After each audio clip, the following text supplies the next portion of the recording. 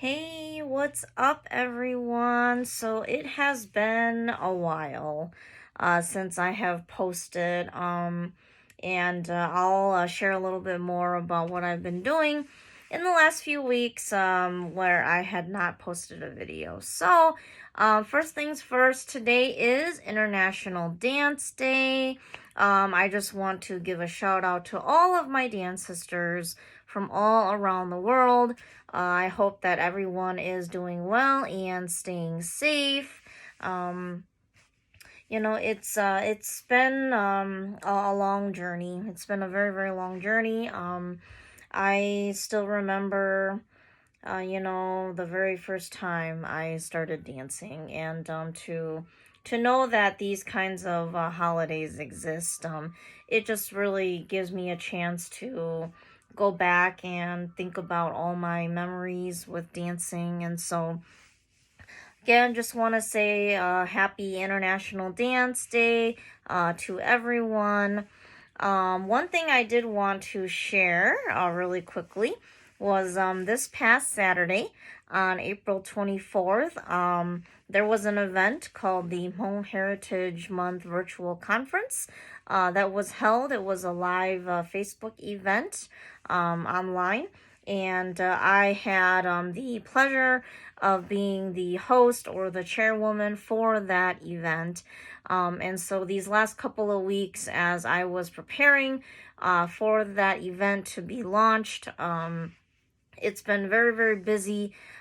So that's why I have not had a chance to post any videos for you guys. And so I do apologize for that.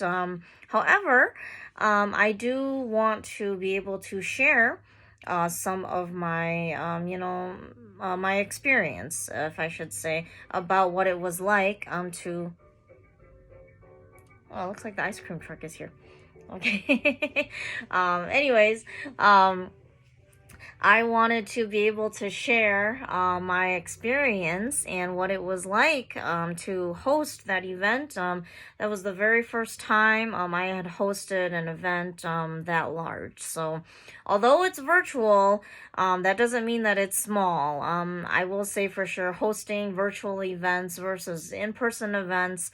Virtual events definitely has, virtual events have their own challenges. Let me just say that. And I am by no means a tech person, and so I definitely had to get past several challenges there, but I definitely want to share more about my experience and what it was like hosting that event.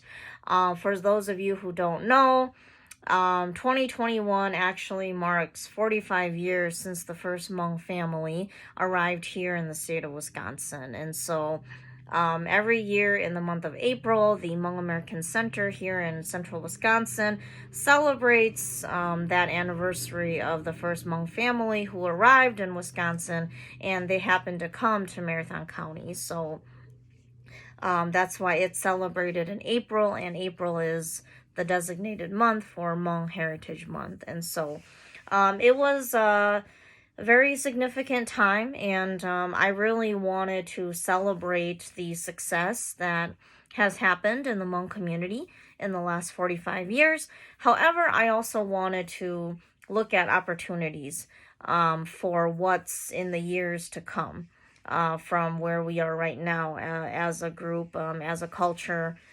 So that was my big focus as I hosted this event.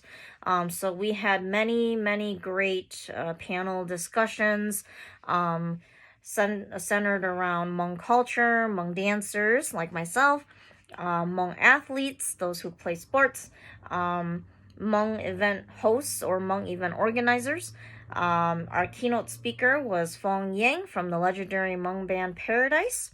And then the Hmong music industry. So all of these panel discussions were featured in this event.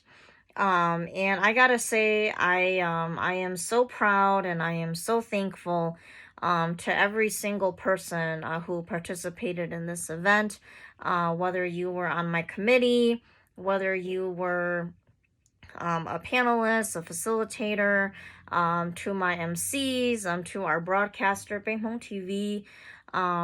Thank you to my family, everyone who supported me in making this event possible. It was a 2-year project.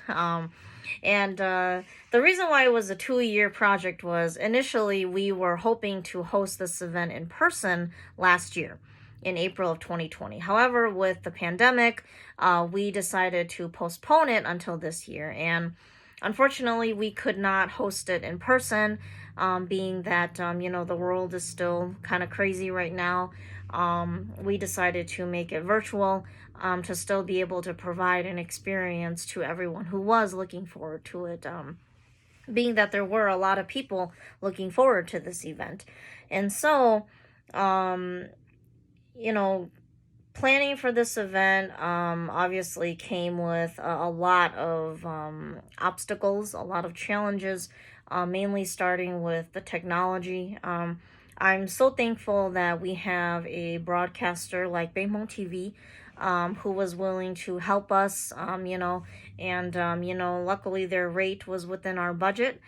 So we were able to get their services at a rate that we could afford. And so thank you to Hmong TV for that. And again, thank you to everyone else who volunteered their time to help us with this event. And I will say it again, they volunteered their time to participate in this event. And again, I'm so thankful to be a part of a community where there are so many people who have big hearts, who are willing to give their time, knowing that they will impact somebody else who is watching them in one or more positive ways. So I'm so happy for that, and I'm so proud of that. I think that's where I will leave it for now. I do plan on posting some more videos about my experience with hosting that event. I kind of want to share with everyone what went into the event beforehand.